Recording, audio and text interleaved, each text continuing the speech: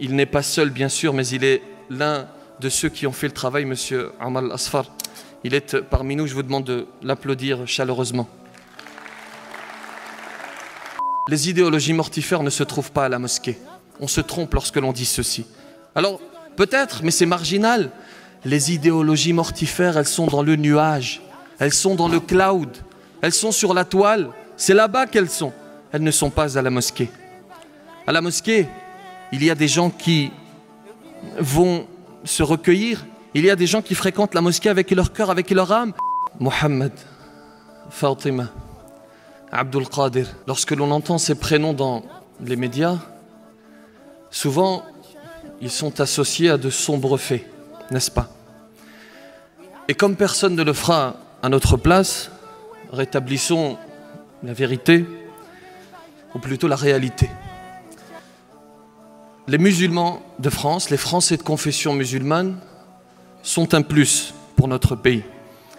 Oui, nous sommes une partie de la solution et non une partie du problème. Alors il faut être le plus objectif possible, essayer d'être le plus objectif, le plus juste possible, car oui, il y a des Français de confession musulmane qui ont des comportements à proscrire, certes, et nous n'esquiverons pas cela. Nous évoquerons cela également, Inch'Allah.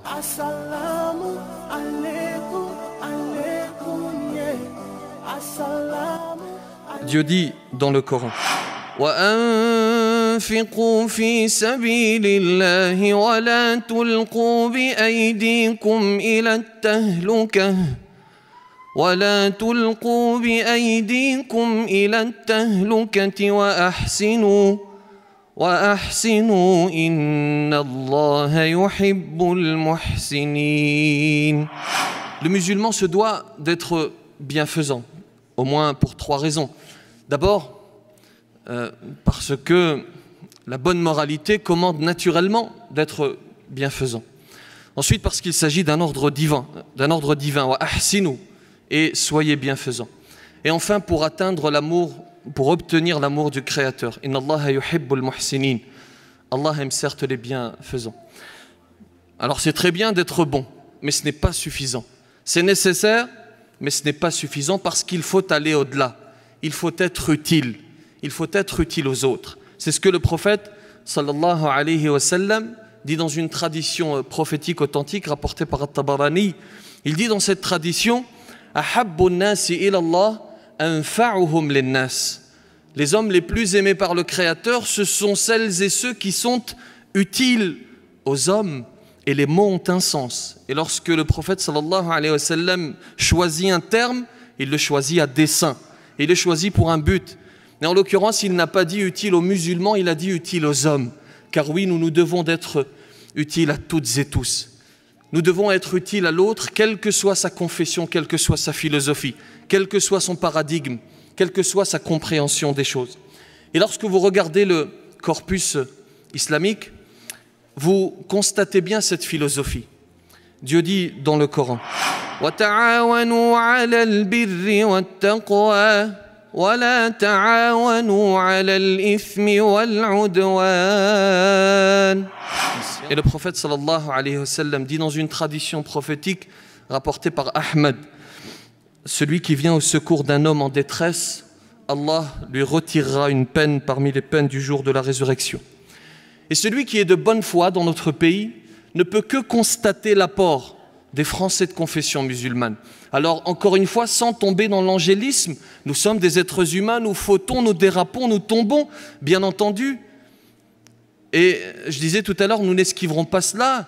Nous sommes imparfaits parce que l'être humain est imparfait. Et c'est cette imperfection qui amène parfois la haine dans le cœur de certains de nos concitoyens. Alors, je vais préciser une chose. Parce que nous sommes à l'ère de la simplicité, du simplisme. On aime le simplisme. Et nous sommes ennemis de la complexité. Et nous sommes ennemis de la réflexion. Nous voulons ce qui est manichéen. Expliquer un phénomène, ce n'est pas le cautionner. C'est ce que l'on a entendu dans la bouche d'un ancien ministre il y a quelque temps, qui disait expliquer, c'est déjà quelque part vouloir justifier. Mais absolument pas. Comprendre un phénomène, expliquer un phénomène, ce n'est absolument pas le cautionner, ça me semble évident. Donc je vais rentrer dans une phase d'autocritique pour expliquer la haine qui habite le cœur de certains de nos concitoyens. Il y a des comportements chez nous, chez les Français de confession musulmane, qui sont honteux. Et il faut le dire, il faut que nous le disions. Et cette haine se construit à cause notamment de cela. Ces concitoyens qui regardent ce côté sombre des musulmans et qui petit à petit vont penser que leur ennemi principal, c'est le musulman. Qui plus est, à cause de l'ère dans laquelle nous vivons, à cause des réseaux sociaux, à cause des algorithmes, ils vont s'enfermer dans une bulle. Parce que vous savez que les réseaux sociaux sont régis par des algorithmes. Et notre fil d'actualité est construit à partir de ce que nous regardons, à partir de ce que nous likons. Et petit à petit, ne va subsister dans leur fil d'actualité que ce qui est négatif, que le côté sombre des musulmans. Et petit à petit, une certitude va gagner leur cœur. L'ennemi, c'est le musulman. Et ces comportements, vous les connaissez. Alors je vais préciser une chose également. Il est important d'être précis. Les comportements que je vais vous décrire maintenant, ils ne sont pas propres aux musulmans, bien entendu. Vous avez des Français de toute confession qui ont ces comportements. Mais il s'agit aujourd'hui de faire notre autocritique et de parler des musulmans. Vous avez par exemple 2 voitures qui vont s'arrêter en pleine route et les conducteurs vont commencer à discuter entre eux et ils vont bloquer la circulation des 2 côtés. C'est simplement insupportable et vous avez peut-être vécu cela. Vous avez des ambulances qui veulent passer, des gens qui sont pressés, qui doivent aller au travail. Vous avez certains cortèges de mariage qui sont honteux, et il faut le dire. Et je vais vous dire une chose, évidemment que c'est un moment de joie, de bonheur, et personne ne vous le reprochera. Votre voisinage comprendra toujours votre joie, il ne comprendra jamais votre excès. Vous avez le mois de Ramadan, qui est un mois qui va arriver dans quelques mois, qui est un mois dans lequel il faut être dans la retenue, dans la spiritualité, qui finalement est plus un ramdam qu'autre chose. Et d'ailleurs, le terme vient de là. Vous avez certains comportements dans les mosquées, devant les mosquées.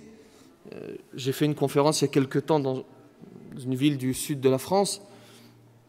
Et le président me disait, il y a quelque temps, au cours d'un vendredi, une femme, une concitoyenne est venue se plaindre auprès d'un responsable. Et comme ça arrive dans toutes les mosquées, l'un des fidèles bloque mon garage avec sa voiture. Vous voyez la contradiction dans laquelle nous sommes. Nous allons chercher l'élévation dans la mosquée et nous nous comportons de la sorte. Avant d'entrer dans la mosquée, nous entrons en contradiction avec notre but dès notre arrivée devant ce lieu de culte. Et elle va simplement expliquer qu'elle a besoin d'aller travailler et qu'il faut déplacer la voiture. Vous savez comment est-ce qu'elle va être accueillie par ce responsable qui d'ailleurs, fort heureusement, a été remercié par la suite. Elle est accueillie par l'insulte. Le responsable va l'insulter. Billahi alaykum, comment voulez-vous que la haine ne grandisse pas dans leur cœur? Encore une fois, il ne s'agit pas de cautionner, il s'agit d'essayer de comprendre. Comment voulez-vous qu'un concitoyen qui voit Mustafa faire du wheeling, vous savez, cette pratique qui consiste à lever les motos, à rouler sur un pneu, qui voit Mustafa sans casque faire du wheeling, qui voit Saïd sur un quad toute la journée à déranger le voisinage, sans casque, à faire des allers-retours avec son quad. Comment voulez-vous que la haine ne grandisse pas dans leur cœur? Il faut être juste. Et ce n'est pas parce qu'il s'agit de nos frères que nous allons nous taire. Il faut le dire. Secours ton frère, qu'il soit victime d'une injustice ou qu'il soit injuste. Alors, le secourir alors qu'il est victime d'une injustice, c'est assez clair. Mais comment le secourir alors qu'il est lui-même injuste? Le secourir, c'est le tirer de l'injustice. C'est lui expliquer qu'il est sur un sombre chemin. Et ces gens-là, ces musulmans, il ne faut pas les accabler. Il ne faut pas les condamner. Il faut agir avec sagesse. Il faut discuter. Le travail passe toujours par la discussion, par le dialogue. Il faut leur expliquer qu'ils sont sur un mauvais chemin et tant qu'ils respirent, ils sont toujours capables de revenir. Soyons les amis de leur évolution, jamais les tribunaux de leur condamnation. Et souvent, nous sommes dans la condamnation. Condamnons les actes, mais pas les personnes. Essayons de les aider et nous continuerons à le faire. Et ce n'est pas parce que parfois nous avons l'impression de parler dans le vide, parfois nous avons l'impression que notre travail est inutile, ce n'est pas parce que nous avons cette impression que nous allons arrêter de le faire. C'est somme toute la métaphore du sage et du scorpion. Vous savez, un sage qui essaie de sauver un scorpion qui se noie, il essaie de le tirer de l'eau, et à chaque fois qu'il essaie, le scorpion va le piquer. Il essaie une première fois, une deuxième fois, une troisième fois, et à chaque fois c'est un échec cuisant parce que le scorpion le pique, Et un passant va interpeller ce sage et lui dire, mais laisse-le, laisse le scorpion se noyer, il est dans sa nature de te piquer. Et le sage de répondre, si sa nature c'est de me piquer, ma nature est de l'aider. Voyez-vous, il y a une multitude de natures chez l'être humain, chez le musulman. Il y a une nature qui l'amène à commettre le péché et une nature qui l'amène à aider son prochain. Et ce n'est pas parce que ces musulmans, pour l'instant, mettent en avant cette nature qui les amène à pécher que nous devons délaisser cette nature qui nous amène à leur porter secours, qui nous amène à les aider. Il y a ensuite ceux qui ne veulent pas sciemment reconnaître les apports des musulmans. Ces gens qui sont de mauvaise foi, ces gens qui théorisent, ces gens qui allument la mèche. Comme cet homme qu'il est inutile de citer, on ne va pas lui faire de la pub, cet homme qui explique, et j'ai dit cela dans un prêche il y a peu, cet homme qui tranquillement explique qu'il n'y a pas de différence entre l'islam et l'islamisme, qui explique que vous ouvrez le Coran et à n'importe quelle page, il y a un appel à tuer le mécréant, des inepties de ce genre. Vous savez ce qu'il est cet homme en réalité? D'abord, il est de mauvaise foi, et en plus, il est littéraliste. Vous entendez? Oui, il est littéraliste, il est fondamentaliste, parce qu'il s'arrête à la lettre, parce qu'il prend le Coran et il s'arrête à la lettre. Il est ce qu'il reproche en réalité. Il prend le Coran et il dit voilà ce que dit le Coran. Et il est de mauvaise foi parce qu'il est assez intelligent pour savoir qu'il y a des degrés d'interprétation, que l'on n'interprète pas le Coran en 2019 comme on l'interprète il y a 14 siècles, enfin. Il est assez intelligent, mais il ne le reconnaîtra jamais. Vous savez pourquoi? Parce que ça casse son schéma, parce que ça casse son business, parce que son business repose sur cela. Expliquer que voilà ce qu'est le Coran. Alors que nous savons, la règle est la suivante, le Coran n'est variétour, comme on dit, nulle possibilité de changement. Nous prenons le Coran dans son entièreté, au mot près. Par contre, ce qui n'est pas sacré, c'est l'interprétation. Elle est diverse, elle est changeante, elle change d'une époque à une autre. Et la même chose pour les traditions prophétiques. Il y a enfin cet amalgame avec le terrorisme. Et je sais que le terme gêne certains, mais c'est un amalgame. Celui qui dit que l'islam, c'est l'islamisme, il fait un amalgame. Alors peu importe le terme, du moment que nous nous entendons sur le sens. Et nous n'allons pas dire que cela n'a rien à voir avec l'islam, comme certains disent. Parce que ces gens qui commettent ces actes barbares, ils se réfèrent à nos textes, ils prennent de nos textes. Mais il est question de dire qu'ils ont des interprétations erronées. La majorité, les musulmans considèrent que ce sont des interprétations erronées. Je dis les musulmans parce qu'ils sont négligeables. Ils sont négligeables par leur nombre. Certes, ils commettent des dégâts, mais par leur nombre, ils sont négligeables. Leurs interprétations sont erronées. On a dit le Coran n'est variétour et l'interprétation est changeante. Celui qui veut vous écouter parmi nos concitoyens, celui qui veut nous écouter, alhamdulillah. Celui qui veut écouter nos explications, alhamdulillah. Celui qui ne veut pas écouter, libre à lui. Celui qui veut faire l'amalgame, libre à lui. Il est libre tant qu'il respecte la loi, tant qu'il reste dans le cadre de la loi. Et celui qui va vous demander de vous justifier, celui qui va vous demander de condamner, rappelez-lui que c'est d'abord l'être humain qui condamne, in abstracto de toute autre appartenance. Rappelez-lui que d'abord, parce que je suis être humain, je condamne ses actes. Et parce que c'est mon frère qui est fait de chair et de sang qui est tombé. Et pour cela, je souffre. Et c'est pour cela que je condamne d'abord. Et ensuite, je condamne parce qu'il s'agit... je condamne en tant que citoyen et parce que les valeurs citoyennes qui m'animent vont à l'encontre de cela. Et enfin, je condamne parce que je le décide et non pas parce que je suis sommé par quelques irresponsables. Je condamne en tant que musulman parce que cela n'a rien à voir avec ma compréhension de l'islam. Et ceux qui vous diront « mais où étiez-vous pendant les attentats ?» Expliquez-leur que nous étions au sein de la communauté nationale, que nous étions terrifiés comme tout le monde, que nous étions dans les ambulances à essayer d'aider nos prochains du mieux que nous pouvions. Expliquez-leur que nous étions au sein des forces de l'ordre et que nous étions en train d'aider nos prochains du mieux que nous pouvions. Expliquez-leur que nous étions parmi les victimes. Dois-je vous rappeler que la première victime qui est tombée à Nice, elle s'appelle Fatima. Fatima Sharihi, qu'Allah lui fasse miséricorde. Fatima Sharihi. Et sa famille explique bien la double peine qu'ils ont vécue.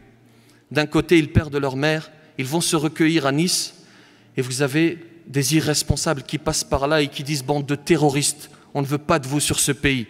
alors qu'ils viennent de perdre leur mère. Nous n'avons certes pas à nous justifier, mais nous avons une responsabilité, celle d'immuniser nos jeunes. Et fort heureusement, nous avons accompli un travail. Les associations, l'UOIF, Musulmans de France aujourd'hui, a fait un énorme travail. La Ligue islamique du Nord à l'échelle locale, ils ont fait un énorme travail. Un certain nombre d'associations en France. Fort heureusement, un travail a été fait parce que si le travail d'immunisation n'avait pas été fait depuis des décennies, croyez-moi, ce ne sont pas quelques dizaines de jeunes qui auraient basculé, mais bien des milliers. Et il n'est pas seul, bien sûr, mais il est l'un de ceux qui ont fait le travail, M. Amal Asfar. Il est parmi nous, je vous demande de l'applaudir chaleureusement.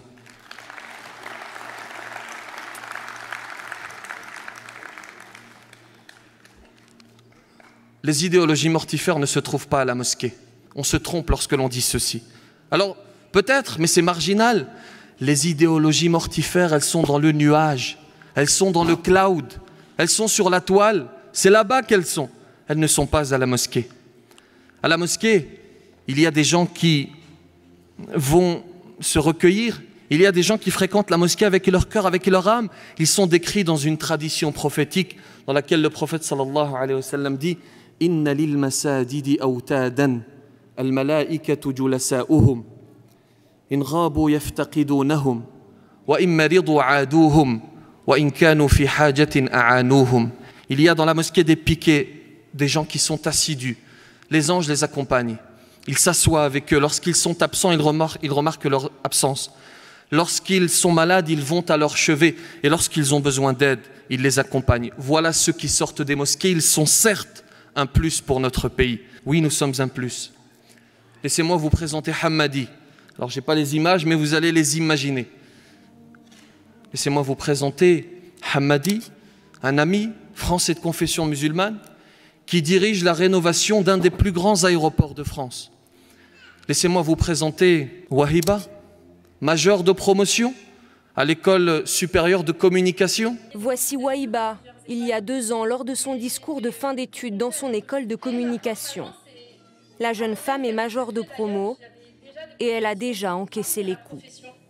À tel point que le recruteur d'une célèbre agence m'a dit qu'il fallait mieux que je me réoriente et que je songe à une reconversion professionnelle parce que, je cite, un transsexuel avait plus de chances de réussite que moi. Je vous avoue que j'ai eu mal, j'ai eu très mal. J'ai même songé à tout abandonner, à suivre le conseil de ce monsieur, mais je ne l'ai pas fait finalement. Laissez-moi vous présenter Aziz, éboueur, qui tous les jours est au service de son prochain, qui tous les jours est au service de son pays. Nous les croisons sans cesse, mais sans jamais vraiment les voir. Pourtant, sans eux, nos rues ne seraient qu'un immense chaos. Jour après jour, nuit après nuit, inlassablement, ils œuvrent à effacer les souillures que nous laissons. Laissez-moi vous présenter Salima, médecin généraliste qui tous les jours est au service de ses patients. Laissez-moi vous présenter Stéphane, français de confession musulmane, policier, qui tous les jours honore sa patrie. Laissez-moi vous rappeler qu'il y a quelques mois, la France a gagné la Coupe du Monde, n'est-ce pas? C'est fait! Ouais, gars! C'est fait, les Bleus sont champions du monde! Grâce notamment à N'Golo Kanté et Paul Pogba, 2 Français de confession musulmane, n'est-ce pas? Nous étions bien contents à ce moment-là. Laissez-moi vous rappeler l'immense travail qu'ont fait nos parents, l'immense travail qu'ont fait nos grands-parents pour la France. Ils sont toutes et tous un échantillon fortement représentatif de ce que nous sommes. Et nous ne mettons pas forcément en avant notre religion, mais comme personne ne le fera à notre place, nous devons de rappeler que nous aussi sommes la nation. Pour faire référence à un ouvrage écrit par un certain Marwan Mohammed. Et permettez-moi d'avoir une pensée pour Fatima Charihi, emportée par la haine à Nice.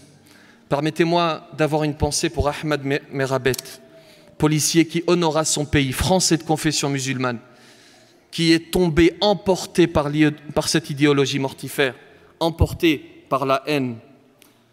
Permettez-moi d'avoir une pensée pour le lieutenant-colonel Arnaud Beltrame, emporté par la haine, et tant d'autres. Permettez-moi de saluer ces millions de Français de confession musulmane, qui tous les jours prouvent qu'ils sont un plus pour notre pays, non en plus.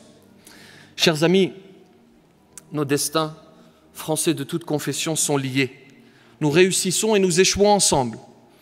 Et le proverbe africain dit, si tu veux aller vite, marche seul. Mais si tu veux aller loin, marchons ensemble.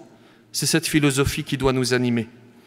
Et restons positifs, restons optimistes, parce que parfois nous avons tendance à baisser les bras. Restons optimistes. Churchill disait, un pessimiste voit la difficulté dans chaque opportunité. Et un optimiste voit l'opportunité dans chaque difficulté. Et ne baissons pas les bras. Même si les défis sont grands, les défis que nous allons devoir, que nous relevons et que nous allons devoir relever sont grands, ne baissons pas les bras. Je vais illustrer ce dernier point, et on me demande d'arrêter. Je vais illustrer ce dernier point par cette image. C'est un homme qui fait naufrage et qui se retrouve sur une île déserte. Et petit à petit, une certitude va gagner son cœur, la mort.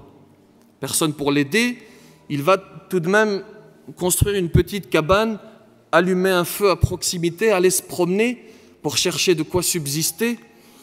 Et lorsqu'il revient, il constate que sa cabane a brûlé à cause du feu qu'il avait allumé. Et là, il perd espoir, il tombe sur les genoux et il s'évanouit. Et quelque temps après, il est réveillé par un homme. Il se réveille, il voit cet homme et derrière l'homme, il voit un navire. Il pose la question, mais comment m'avez-vous trouvé? Je suis dans un lieu perdu. Et ce matelot de dire, mais nous t'avons trouvé par la fumée qu'a dégagé le feu que tu as allumé. Voyez-vous, il pensait qu'il s'agissait d'un échec, mais en réalité, il s'agissait d'une réussite. Qu'Allah subhanahu wa ta'ala nous accorde la sagesse, qu'il nous accorde sa miséricorde. Merci pour votre attention. Wallahu ta'ala a'la wa a'lam wa ahkam. Assalamu alaikum wa rahmatullahi wa barakatuh. Barakallahu fik Abdel Mounem pour cette intervention. Merci beaucoup. Assalamu alaikum, alaikum, yeah. Assalamu alaikum.